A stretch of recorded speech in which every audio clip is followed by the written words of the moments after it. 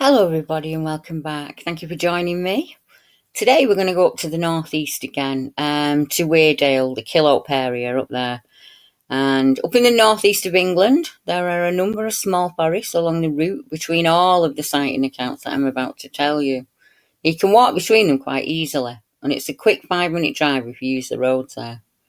The area itself is beautiful, and it's not too far from the coast if you're passing that way.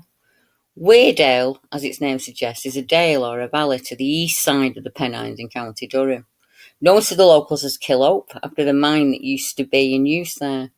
Large parts of Weardale fall within the North Pennines area of outstanding natural beauty, and that's the second largest ANOB in England and Wales. The upper valley is surrounded by high fells and heather grouse moors. The River Wear flows through Weardale before reaching Bishop Auckland and then Durham, out to meet the sea at Sunderland. The most southern part of Weardale is close to Hamsterley Forest, which is the largest forest in County Durham. Why there are so many reports here is something I cannot answer. But the northeast as a whole, there's so many accounts now, I've lost count of them. The first account I'm about to tell you was sent into one of the British Facebook groups and passed on to me by a well-known researcher, and this is the area that we're talking about. A Dark Morning Bigfoot, 2018. Spring of 2018, I'm making this report on behalf of my husband, who travels most days along this stretch of road going to and from work as he drives a bus on the route.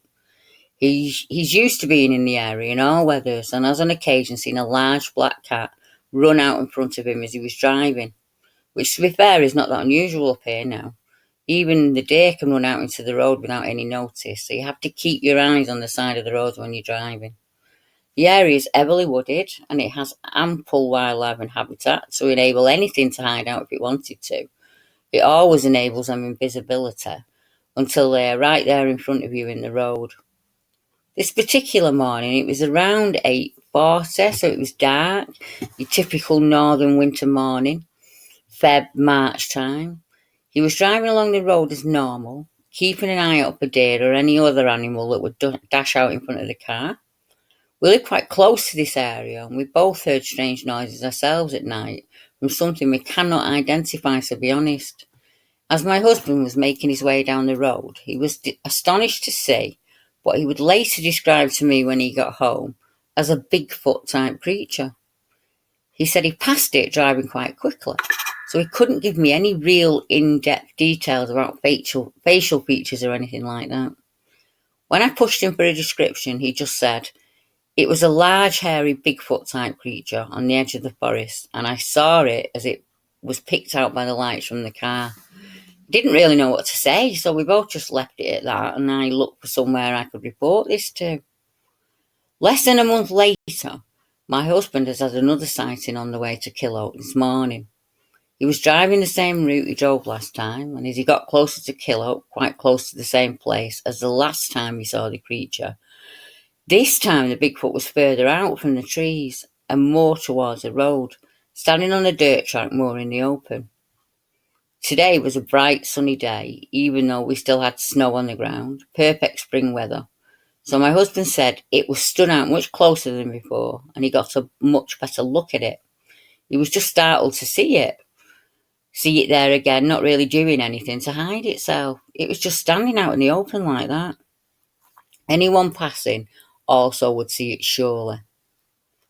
As he was explaining what happened, he said, "It was bending down like it had maybe caught something in the grass. It looked like it was trying to pull something up to its face." My husband told the lad that sits in the front seat to look over to see what he thought it was, but he didn't know what to call it, but he could see it. So my husband said it was a Bigfoot, which the lad said he had heard about them before. As they were driving past it, the Bigfoot moved its head sideways to look directly at them, and my husband said its face had ape-like features. He also said it looked to be over 8 feet tall and was very broad across the shoulders and definitely wasn't human. It put whatever it had caught up to its mouth and started eating. When they got to their destination, there's another man who works there, and he drives the other minibus that sets off in front of my husband. So my husband asked his guy if he'd seen the creature he'd just seen bent over at Killhope, and wondered if anyone else had reported seeing it.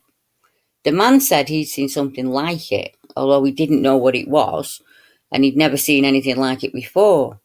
My husband told him he thought it was a Bigfoot, and it was the second time that he'd seen one. The other driver said he'd seen one run in front of his minibus one night last summer, but he didn't know what it was, and he never said anything as he didn't believe Bigfoot existed, and he didn't think anyone would believe him. My husband thinks that they might be using a route over the top of the fells from Hamsterley through Killhope and over to Kielder Forest or down to Harwood.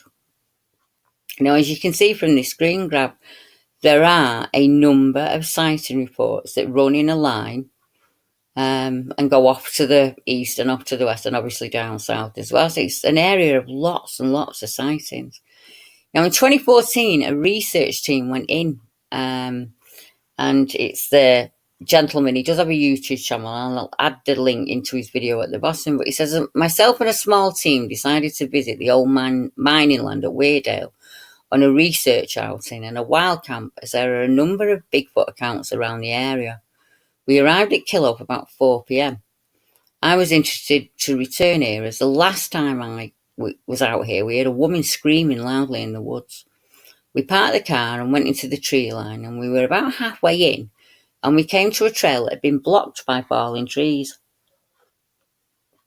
It was hard work moving them, but we pushed on through the blockade, and as we entered the thickest part of the wood, we heard a very loud, sharp wood knock. I didn't realise it at the time, but that was probably a warning knock. We pushed on, as it was really hard going, and we went further and further into a small gorge. As we tried to go through the only way in, we realised again the way was blocked and hidden by falling trees. At this point, we turned around and left. As we skirted the area, we heard another loud wood knock coming from the gorge side of the woods. We carried on up to the dam at the top, and it started to rain, so we all headed back to the car to get our waterproofs on. We decided as we couldn't get into the gorge, we'd go for a walk around the perimeter.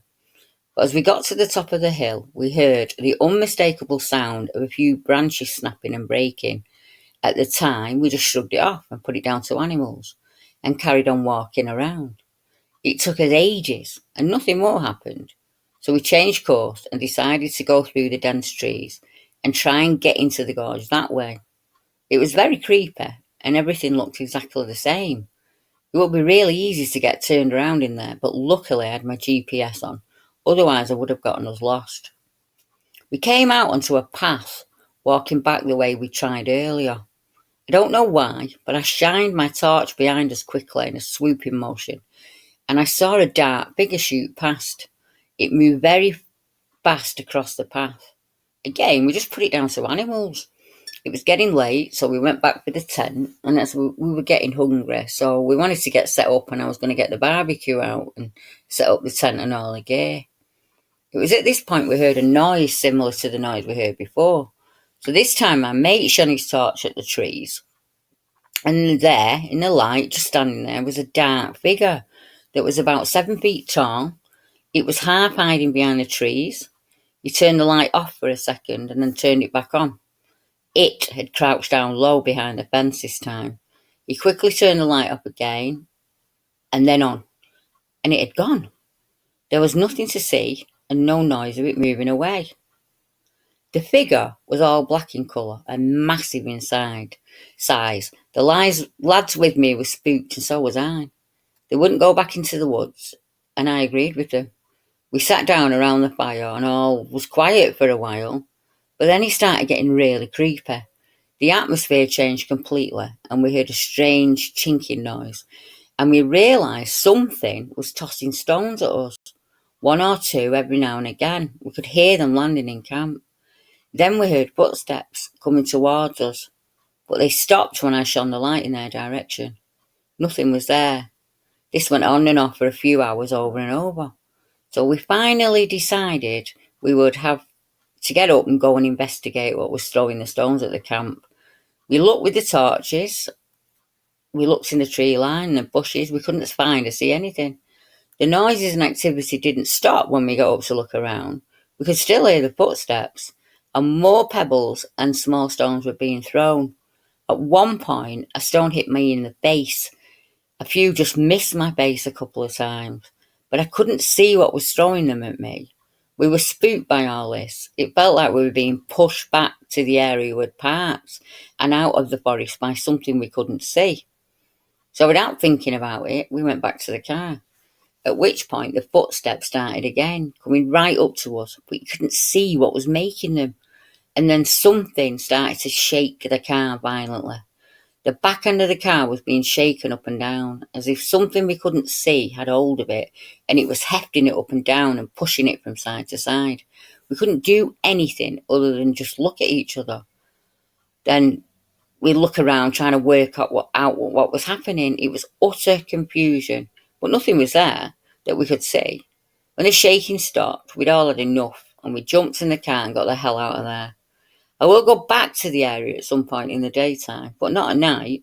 It's not a place people should go alone at night. Now, I remember the night I took this report, and it was the day after the event.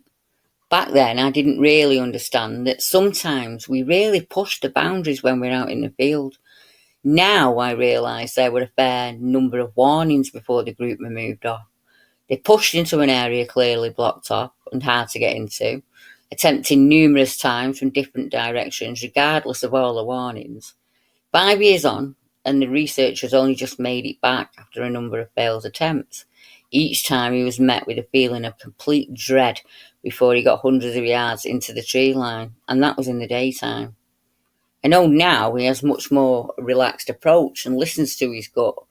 When he gets that feeling of get out happens, it's usually best not to ignore it. If you look at all your other accounts here, the creature virtually ignored the humans until they pushed the boundary, or in the case of a certain paranormal team, went round the woods at night with lights and torches knocking on trees. A possible Bigfoot creature, the creature of Low Shipley, 2017. We were contacted by a gentleman named Ross, who reported a strange creature he'd seen in an area in Hampstead Forest whilst out hiking off the trail there. Ross was happy for me to share his experience, as he had at this point had no knowledge of the other encounters, and he presumed he was the only person in the area to see one. He was hoping someone in the area might have witnessed the same creature. I always ask the witness to write out or record their account in their own words before I share the map or any details or any similar accounts to their own, so I don't influence them in any way. Ross said, I was walking in the woods up in the Black Banks area close to Low Shipley, very near Walshingham.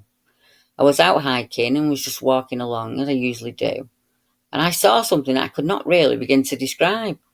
I thought it could maybe be one of those Bigfoot type creatures. I once watched a documentary about them years ago, and this thing that I saw looked exactly the same. It was upright and all hair covered from head to its feet, and it was all one colour.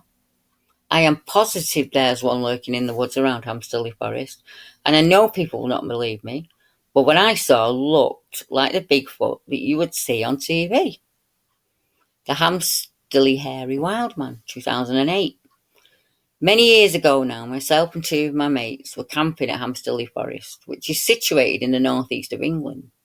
It's something we did often and with permission of the ranger. We camped in a field just a ways off from the ranger's hut there. We'd set out our camp and got the beers out, and we went about enjoying the day. We had a few beers, and by 11 p.m. we decided to go for a walk to get some air and clear our heads before bed. We all went off together and walked for no more than about 20 minutes when things started to get weird. We were spooked by the noise of branches being broken as we walked along the trail. And off to the side of us in the bushes, we could hear something moving along, and the sound of breaking branches and limbs. To be honest, we all ran back to the tent. We zipped up and spent a very nervous night, but thankfully nothing else happened. Now, the next 2 nights were completely silent, thankfully, apart from one strange experience of something being rubbed on our tent from outside. While it was happening, we stayed in the tent, and none of us would go out to investigate. We were all still thinking about the branches snapping on the trail on the first night, and wondering if this was the same animal. On the 4th night, we were all sleeping when bang, something whacked our tent hard. And without thinking, as I was sound asleep, I jumped up on autopilot and went outside as fast as I could. I was a bit annoyed, to be honest, and ready to have a go at whoever was out there messing about. It was a moonlit night, so I could see about 20 yards all around me quite clearly. And there, walking away from us, in front of me, was this huge, almost human figure. This thing was about 7 or 8 feet tall, and as it wasn't running away from us, but it was walking away from me at a natural pace. I could see it was wider and much taller than anyone or anything I'd ever seen in my life before, thick and bulky across the shoulders and covered in hair. I couldn't believe what I was seeing. Whatever it was walking off from me, and I could see it, and it was a very dark brown, almost black silhouette. I went back into the tent quickly, and my mates tried to ask me what I saw. But I was speechless for about 10 minutes. My mind was reeling, and all I could say was, "We need to get out of here." They just ribbed me and tried to explain it away, so I just left it at that and kept quiet. We stayed in the tent until morning, which was not easy for me, and I was shaking with fear for what was left of the night. My mate said it could just be a ranger, but I knew it wasn't. The next morning we went to see the ranger on duty that day, and he said he'd not been back there, and he didn't know of anyone else who was camping, and no one else was on duty at night. That was one of the scariest nights of my life, and it took me over 10 years to go back into the woods again. And even now, after what I've seen, I'm reluctant to stay out overnight in the woods. Now, it was many years ago now when I took this report, and it took me a good 18 months to convince this gentleman he could trust me with his experience. I mean, all these years later, we're very good friends. But I often say getting his account was like pulling teeth. He was so reluctant to tell me anything. He would give me a short couple of sentences at a time. Luckily, over the years, we've chatted about that night so many times. I've been able to get a much better picture of the event and what happened over those 4 days.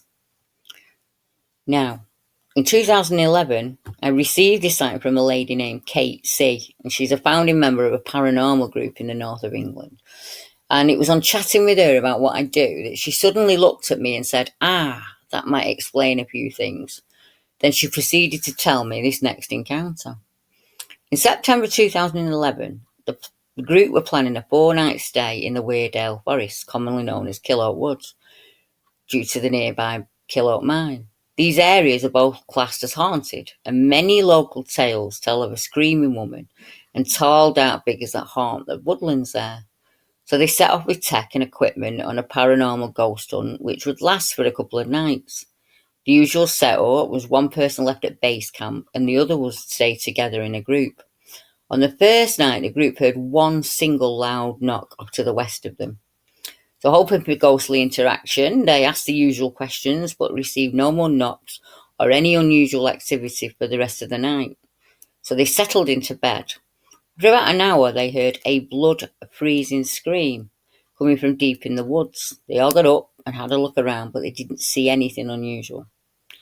The next night, they went out and started the EVP session and again received nothing.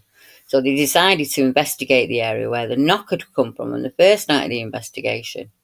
And after a bit of a walk, they reached the area and they once again knocked on a nearby stump loudly. To their shock and delight, they heard a reply off in the distance to the north of their position. They were all happy about this, so they knocked again and received a knock to the south. This continued from all corners, each knock being answered by further knocking, coming closer and closer to them. It was at this point one gentleman pointed out they were being surrounded and really should move off. Realising they were then encircled by knocking, coming from all around them and all sides, which got closer and closer as they huddled together in one group. Then they remembered there was one man back at base camp alone, so they hurried back to camp as quickly as they could. They were all terrified, and by 2 a.m. they were ready to leave. In agreement, they all started to pack up and get ready to leave. But the knocking didn't stop. They were plagued by it. The knocking was coming from around them in the trees, and at this point, the lead guy who was out in front turned white-faced and said he'd just seen a tall, wide, dark, hairy human shape walking up into the woods in front of the group. The knocks continued as they packed up and left. I asked if I could speak to the team leader, but he was reluctant to share any details. He said only that what he saw resembled a man, but was far too large and much too quick, so it must have been a spirit of some kind. Since then, I've spoken to a number of paranormal group and investigators who would share with me their experiences of dark running figures, shadow figures, using the trees to hide themselves, camps disturbed and tents smashed up and running feet close behind them in the dark, stones and pine cones being thrown from within the trees. One man on the Mendips had an entire log thrown at him from outside the firelight. Whistles and screams and howls and whoops all filed away as ghosts and spirits. Now I know some rewilders and pagans who drum within the woods or hold ceremonies to be joined by something moving around outside the firelight of the camp or something scurry around in the bushes low to the ground. Many of them also report strange eye shine. Now this area is very close to the Harwood Forest area and of course the Bolam Lake area where the first northeast reports came from with the Bolam Beast. Now I have a number of new reports from Harwood area and I'll be bringing them to you in my next UK video. So please share this or give us a thumbs up. And if you fancy sharing your encounter or joining me to chat about Bigfoot here in the UK, let me know in the comments below. We're now looking for researchers in all areas of the country to check areas of sightings and chase up any reports in that area. And if you'd like to join BBR just for the chatter and the community spirit, you are more than welcome. Now, as the summer rolls around, we'll be organising meets for all abilities, regardless of experience around the country, in the hopes each of you will meet up with like-minded people in your area who have a shared interest and like to walk the woods, and you can become an official member of the BBR for a small donation, and we will send you an official membership doc. And of course we have the team badges and everything, but it's more about the community. I think it would be nice if we could all meet up and have a chat. And when we had the Cannock meeting in March, it went really, really well, and I'd love to do more of that with people. So hopefully that'll happen over the coming month. So yeah, let me know if you want to become a member of BBR. Let me know. Email me at debbiehatswell@gmail.com or comment below, and we'll get that sorted out for you. So until next time, thank you all very much. Good night.